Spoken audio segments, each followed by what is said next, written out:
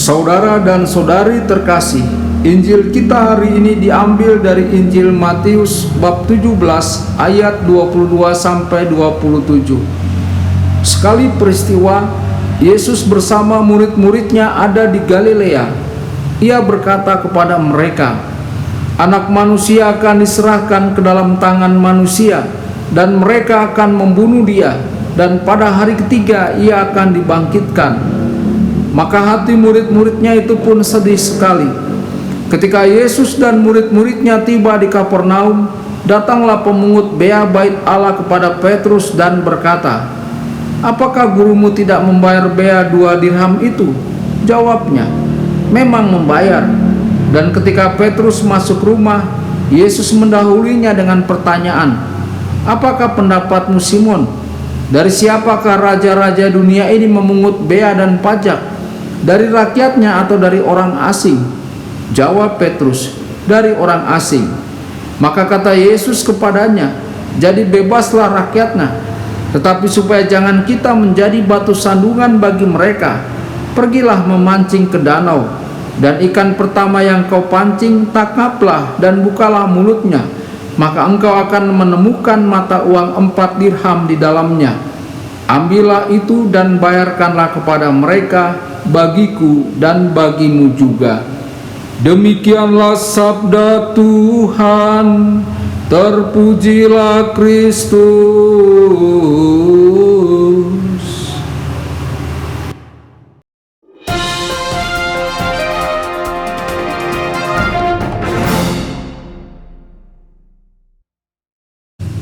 Saudara dan saudari terkasih dimanapun Anda berada, jumpa lagi dengan saya Romo Tedens dalam saluran Warta Kabar Sukacita.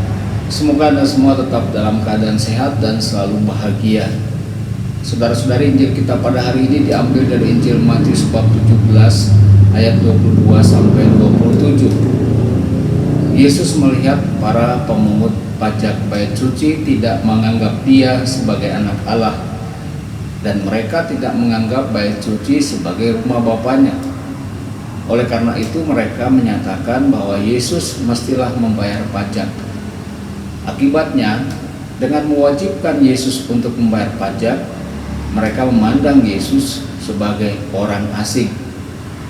Digabungkan dengan nubuat Yesus tentang sengsaranya, adegan itu kembali ke baris dari pembukaan Injil Yohanes.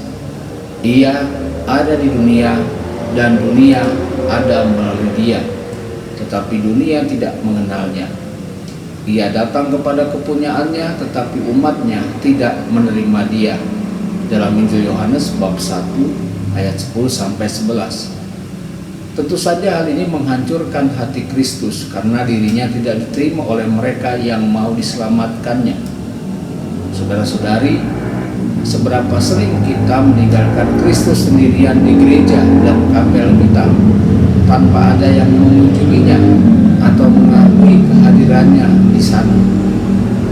Saudara-saudari terkasih, apa artinya bagi kita menyambut Kristus di dalam hidup kita? Tentu saja lebih dari sekadar emosi yang hangat.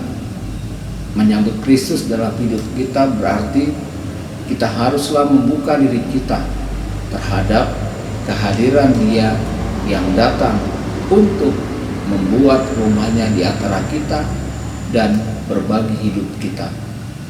Kita memiliki Tuhan yang begitu dekat dengan kita dan menghendaki hubungan dengan kita. Dia menghendaki waktu dan perhatian kita. Menyambut Kristus dalam hidup kita berarti mengakui Dia bukan sebagai orang asing yang datang dari jauh untuk memaksakan diri, tetapi sebagai Tuhan personal kita, sebagai Tuhan dan penyelamat kita. Kehendaknya lah yang harus mengatur hidup kita dan mengarahkan perilaku kita. Saudara-saudari, kita harus mengakui bahwa hanya Dialah yang memiliki firman kehidupan, dan kita haruslah menyerahkan hidup kita kepadanya dalam ketaatan yang penuh kasih.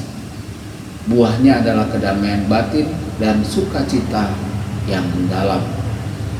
Saudara-saudari terkasih, hari ini kita melihat betapa seringnya Kristus ditolak masuk ke dunia dan betapa seringnya dia dipinggirkan oleh begitu banyak orang yang memiliki pengaruh besar dalam masyarakat dan budaya kita.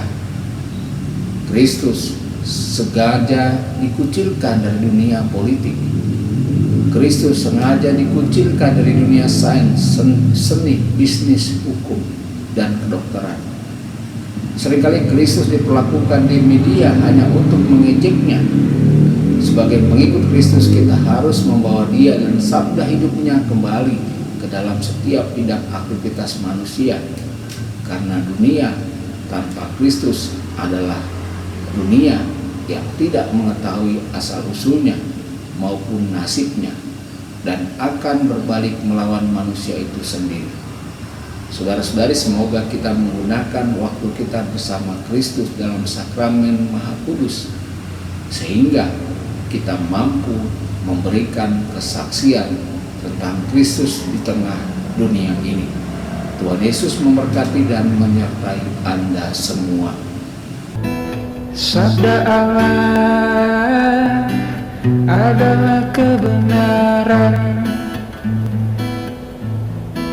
Sabda Allah adalah kehidupan. Mari kita mencintainya, mari kita menghayatinya. Ya Tuhan yang ku muliakan, sabdamu angkat resahku.